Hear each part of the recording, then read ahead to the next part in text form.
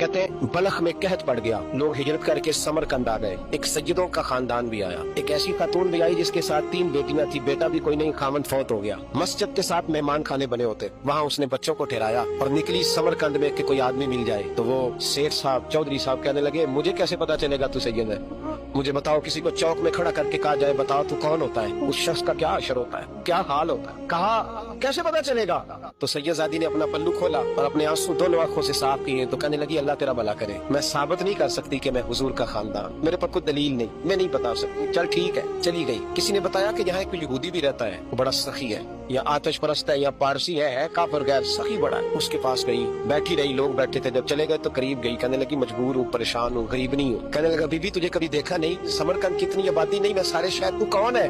तो कहने लगी, तारुफ ना ही पूछे तो अच्छा है। उसने कहा चलो अगर पता चल जाए तो। कहने लगी, मैं मुसलमानों के नबी की औलाद, मुसलमानों। उसने कहा, पैगम्बर खुदा की औलाद। उठ के खड़ा हो गया, बीबी को साथ लिया, घर गया। कहने लगा, जो साफ सुथरा कमरा है ना, उसे फिर धो डालो, एक दफा फिर धो डालो। कमरा धुलाया, साफ कराया। फिर कहने लगा, बीबी मेरे बर्तन ज्यादा साफ सुथरे नहीं, मैं नए ना खरीद के ला दूं। फिर नए बर्तन लाया। फिर अपने बच्चों से कहने लगा, ऊंचा न भूलना, ये सैयदा फातिमा की शहजादी आई, यहाँ कोई शख्स ऊंची बात न करे। फिर कहने लगा, बीबी जो मेरा बिल्कुल तैयब और हलाल रिज़्क़ है ना, ये उसमें से लंगर है, लेकिन चूंकि मैं गैर मुस्लिम हूँ, मुझे सलीके नहीं आते, जैसा तैसा भी हो ना, इसे कबूल कर लेना। खातून को कहने लगा, ये घर है, जब तक जी चाहे यहाँ रहना, देखना, हो सके तो रात अपने नबी से सिफारिश करना, मेरा भी कोई मसला, मेरी भी कोई कबूलियत कहीं हो जाए। वो मुसलमान कहलाने वाला रात को सोया। कहते जन्नत सजी हुई है, लोग जन्नत में जा रहे हैं, लाइनें लगी हुई हैं, नबी पाक लोगों को जन्नत में भेज रहे हैं। मैं भी दौड़ के लाइन में लग गया। फरिश्ते ने मेरा बाजू पकड़ा, का पीछे हट।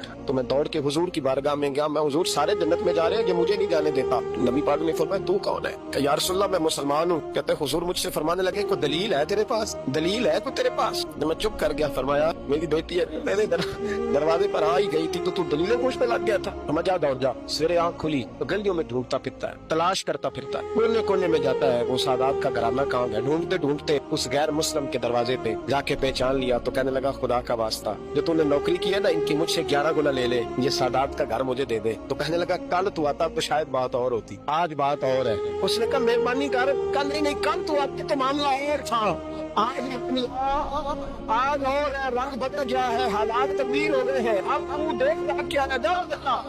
कहने लगा, नहीं मेहरबानी कर, दे दे। तू गैर मुस्लिम है, तेरा क्या ताल्लुक? कहने लगा, चुप कर, गैर मुस्लिम में कल तक था, कल से सजदों से प्यार किया है तो मेरे हालात समझ गए हैं। वो जो नजारे तूने रात ख्वाब में देखे हैं, मैंने जाग की आंखों से देखे हैं, मैंने जाग की आंखों से। और तूने किसी मुफ्ती पीर आलम के हाथ पे कलमा पढ़ा है, मैंने रात मोहम्मद अरबी के हाथ पे कलमा पढ़ा।